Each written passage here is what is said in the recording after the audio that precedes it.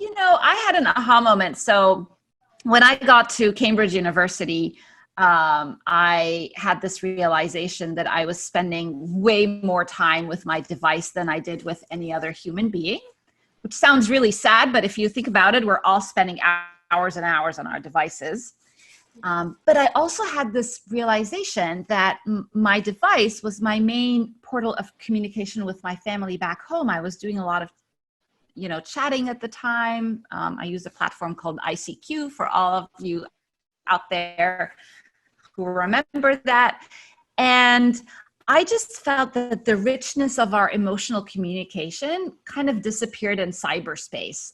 There was actually one, homesick. And, but I didn't want to text that. I just wished that my family could sense that. And they didn't. So, and it just set me on this journey to ask, what if our machines had emotional intelligence? What kind of applications would that unlock? And yeah, that was 20 years ago. And so that was a huge driving force for you, was just this wanting to be understood long distance?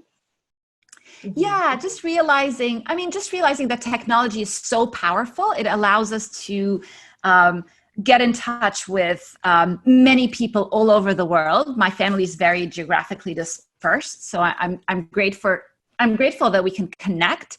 But the quality of the connection, I feel like technology creates an illusion of a connection, but it's not really a deep connection, and that's what I'm trying to fix.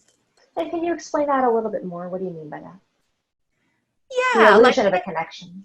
Yeah, think about, I have thousands of friends on Facebook, but so in terms of quantity, I feel like technology has helped us connect with many, many people. Like the numbers are there, but the depth of each connection isn't there.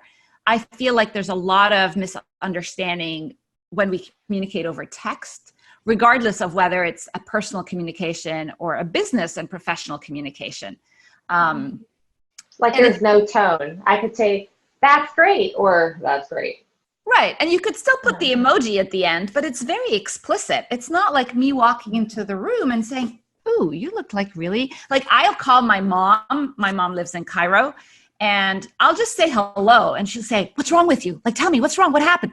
Just from my vocal intonation. And I feel like technology takes away some of that. And there's an opportunity. Again, the perfect example is right now we have hundreds of people tuned into this conversation. And if we were live, you and I would very easily riff off of that energy, and we would be able to tap into, are people engaged? Are they leaning into the conversation? Are they rolling their eyes? And we would adapt right away, but we can't do that right now. I feel like it's like talking to a wall sometimes.